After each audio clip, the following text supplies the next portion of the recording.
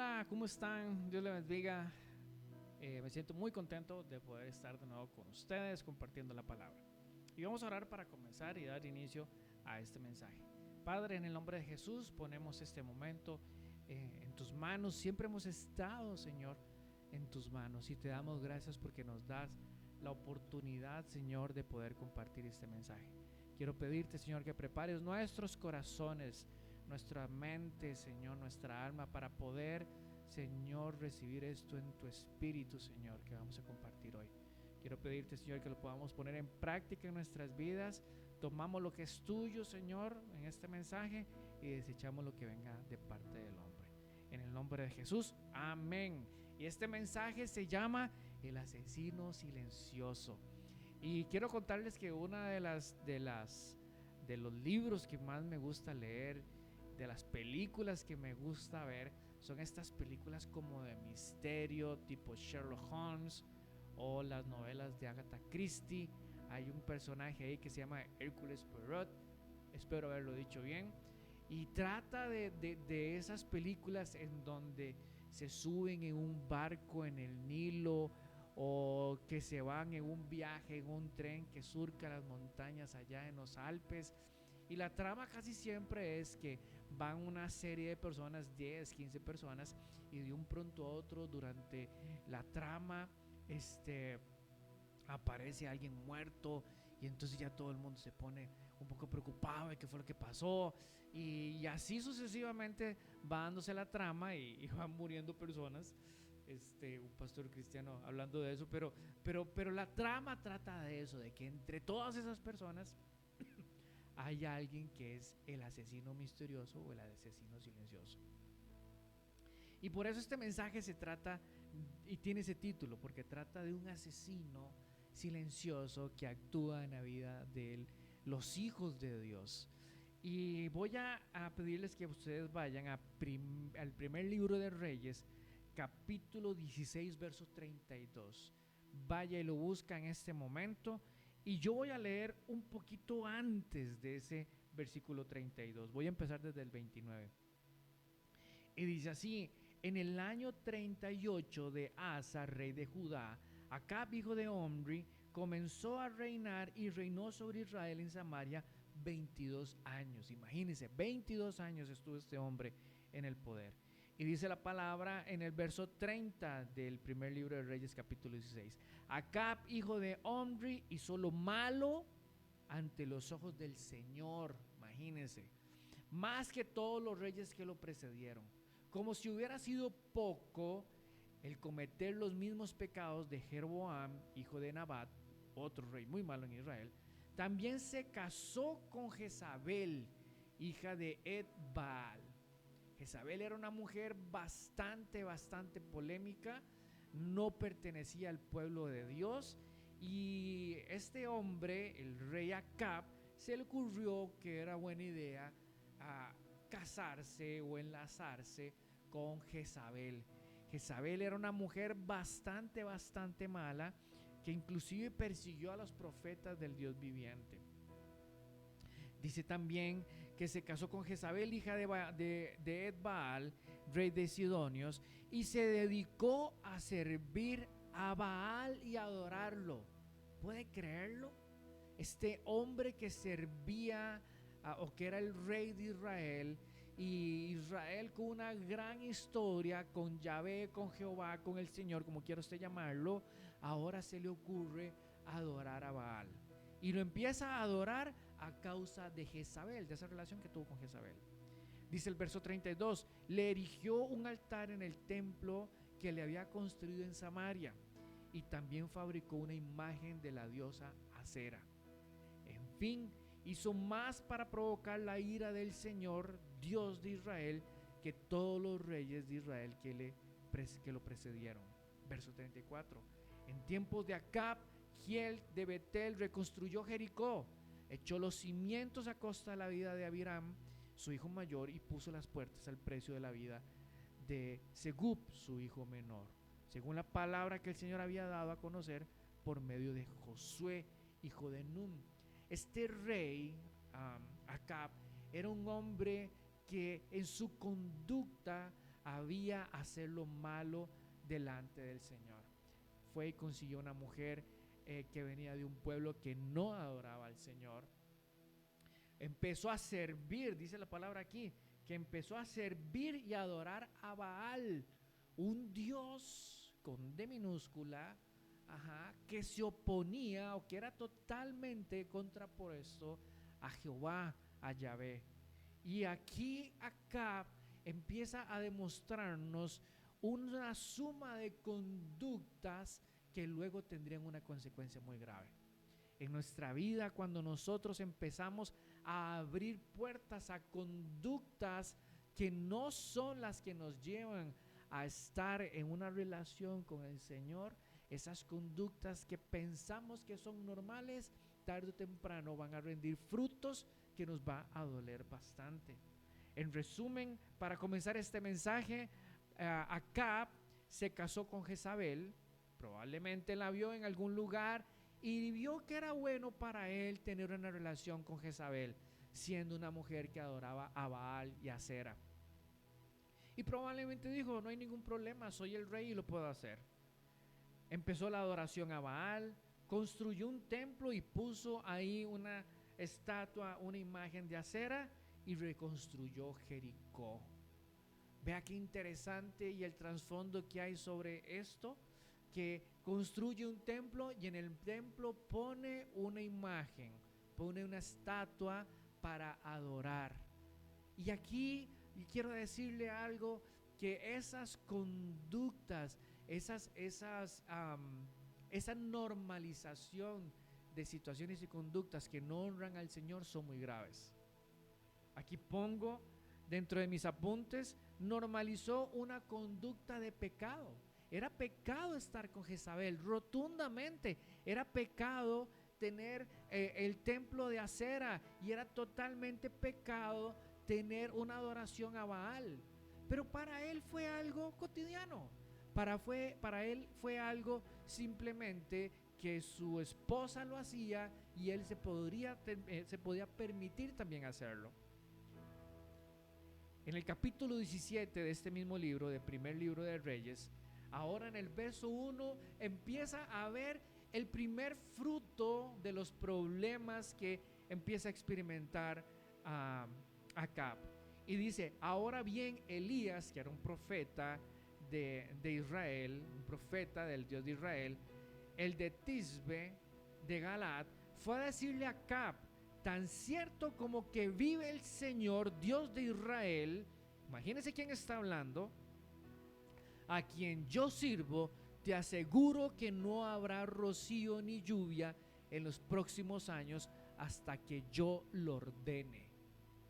El profeta de Israel, el profeta del Dios Altísimo, decreta que los cielos se cierren. Y los cielos se cierran y no va a haber rocío, ni siquiera en la mañana, ni iba a haber lluvia durante 3 años. Eso lo vamos a ver más adelante. Pero la lluvia se detiene en aquel pueblo. ¿Y qué sucede cuando la lluvia se detiene? Empieza a haber escasez, empieza a haber muerte. El agua, cuando a usted le dicen, mire, tal día no va a haber agua, ¿qué sucede con nuestra vida? Se vuelve un caos. No hay agua para cocinar, no hay agua para bañarse, no hay agua para ir al sanitario. Cuando a uno le dicen que va a haber un corte de agua en el barrio donde vive, es un total caos. Y en este momento el caos en Israel viene a causa de la conducta permisiva de Acab con temas que estaban en contra del Dios de Israel. 3 años sin lluvia. Yo no sé si se escuchará por ahí, ahorita está lloviendo mucho aquí donde estoy grabando, y la lluvia es bendición. La lluvia hace que todo reverdezca, hace que tengamos alimento, hace que los animales puedan dar fruto, puedan crecer y darnos fruto. Pero en este momento, a causa de la actitud permisiva de Acab,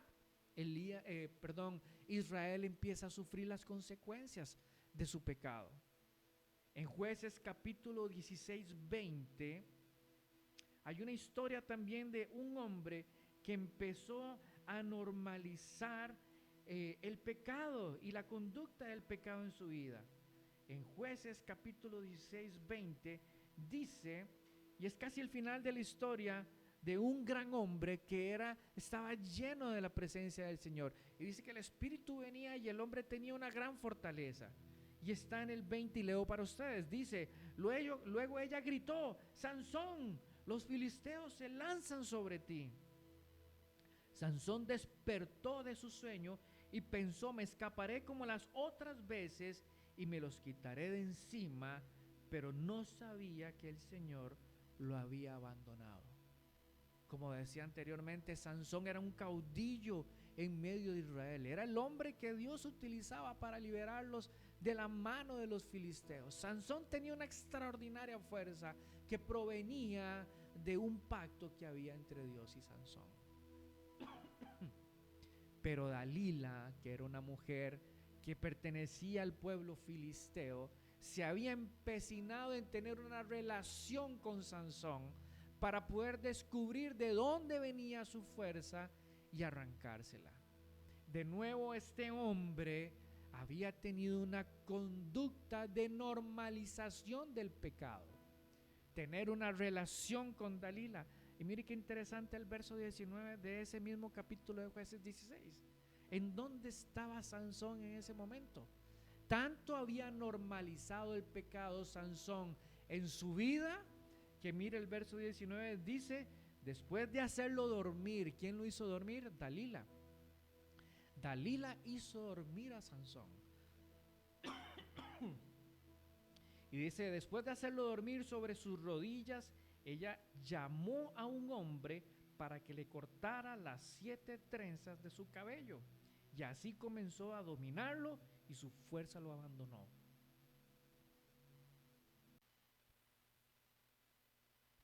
Ella gritó, Sansón, los filisteos se lanzan sobre ti. Sansón despertó de su sueño que estaba en las piernas de Dalila. Sansón simplemente normalizó su relación con Dalila, que era una relación que estaba basada en pecado. A Dios no le agradaba esto. Y mire, lo más triste de esta historia es que cuando Sansón dice, me los voy a quitar de encima, no se había dado cuenta que el Señor ya no estaba con él, pero no sabía que el Señor lo había abandonado. Entonces los filisteos lo capturaron y le arrancaron los ojos y lo llevaron a Gaza. El pueblo de Israel, en el verso en los siguientes capítulos vamos a darnos cuenta que la hambruna era tal que una viuda de Sarepta simplemente estaba esperando cocer lo último que tenía para poder morir luego con su hijo.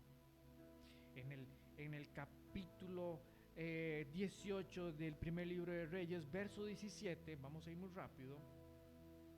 Primer libro de Reyes, capítulo 18, verso 17, dice, figúrese qué interesante, cualquier parecido con la realidad mera coincidencia, que Elías ya se acerca para hablar con Acab, para decirle y confrontarlo con sus decisiones. Y dice el verso 17, y cuando lo vio, es decir Acab, voy a leer desde el 16, Abdías fue a buscar a Acab y le informó de lo sucedido.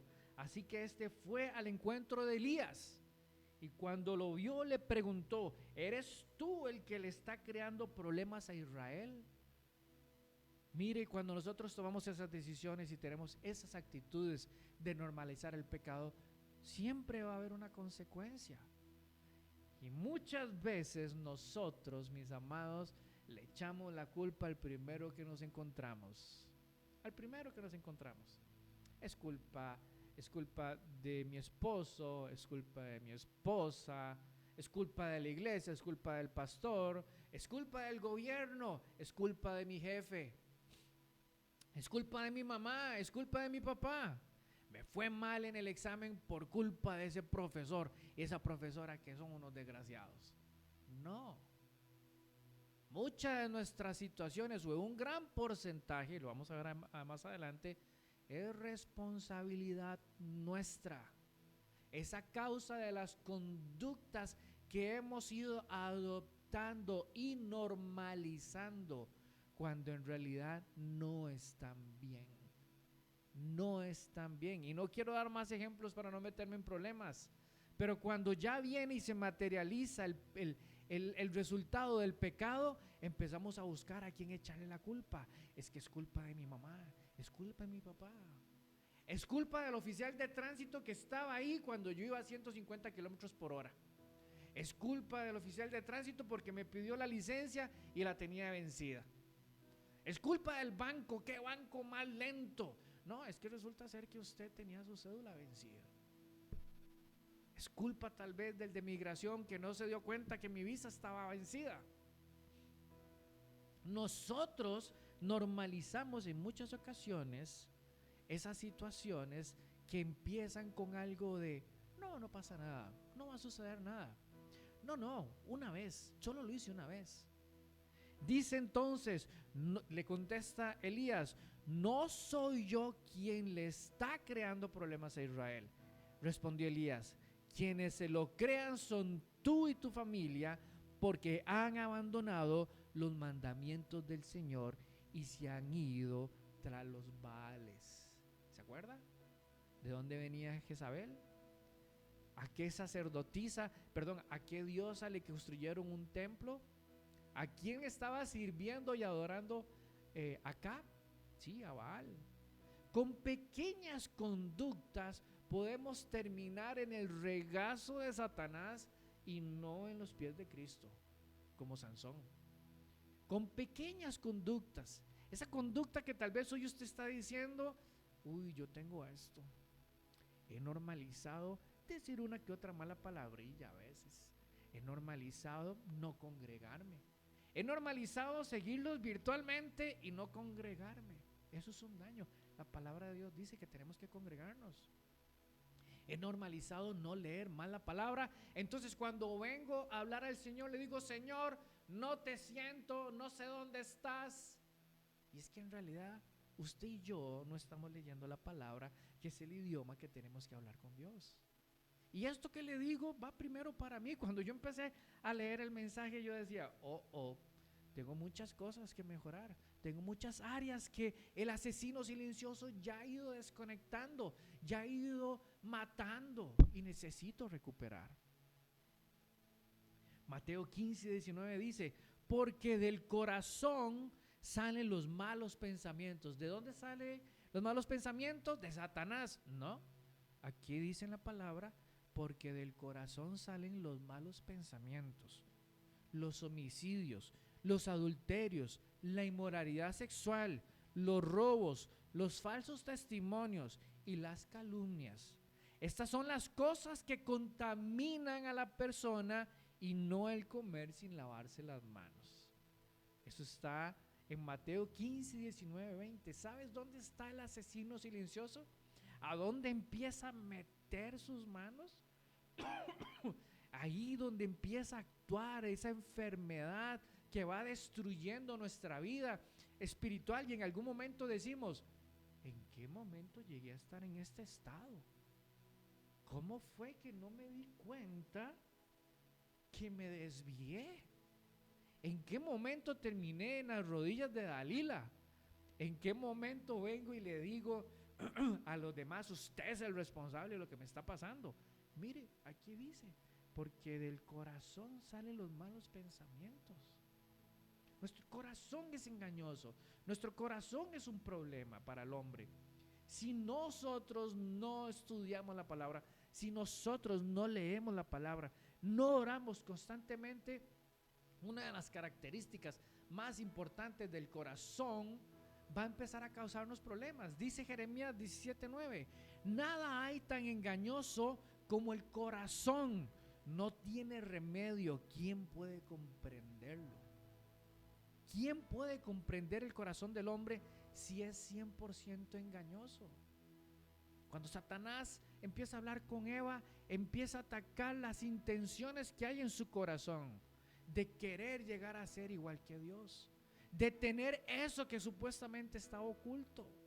Nuestro corazón es extremadamente engañoso y traicionero. Y peor si estamos enamorados. A veces ni nos damos cuenta de lo que estamos haciendo. Proverbios 4, 21, 23 dice: no pierdas de vista mis palabras. Con esto podemos deshacernos de ese asesino silencioso que actúa en nuestro corazón. No pierdas de vista mis palabras, guárdalas muy dentro de tu corazón. Vamos, léalo conmigo. Proverbios capítulo 4, verso 21 al 23. No pierdas de vista mis palabras, guárdalas muy dentro de tu corazón.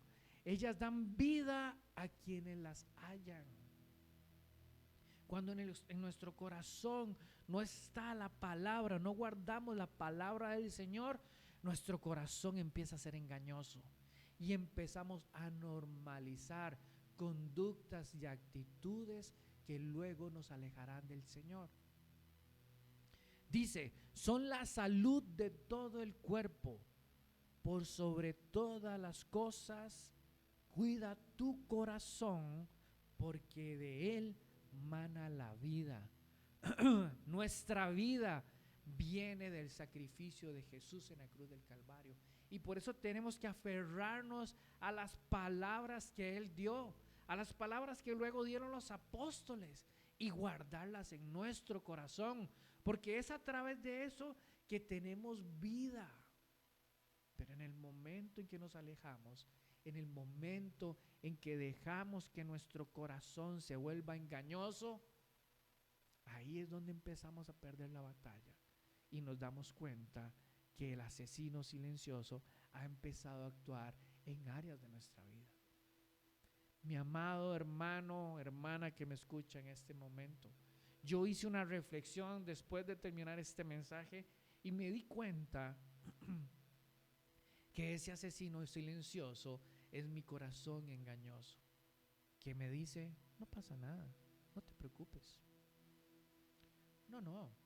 No podemos ser como Sansón, que estaba un día con Dalila y el otro día salía corriendo porque Jehová estaba con él. Vivimos en el tiempo de la gracia, vivimos en la gracia del Señor, pero eso no significa que podemos normalizar conductas de pecado. La conducta finalmente es el actuar del hombre, que puede ser consciente e inconsciente, que puede ser individual o social, que puede ser aprendido o innato. Es la forma en la que actúas. Pero cuando te sientas en la mesa de los escarnecedores, cuando te sientas y te relacionas y adoptas a baales y a ceras de otras personas, empiezas a perder tu relación con Dios. Indiscutiblemente, la paga del pecado es muerte. Indiscutiblemente, tarde o temprano, vamos a llegar a un momento en decir: ¿cómo llegué aquí? ¿Cómo fue que llegué aquí? Padre, en el nombre de Jesús quiero pedirte que esta palabra cale en nuestro corazón. Señor, que pongas un corazón conforme al tuyo, Señor. Que nuestro corazón engañoso retroceda y recibamos la palabra del Señor y la atesoremos en este repositorio que has puesto. Que tú escribas tu palabra, Señor, en nuestros corazones, Señor, y que podamos ser, señores, reflejo de la gloria del Señor.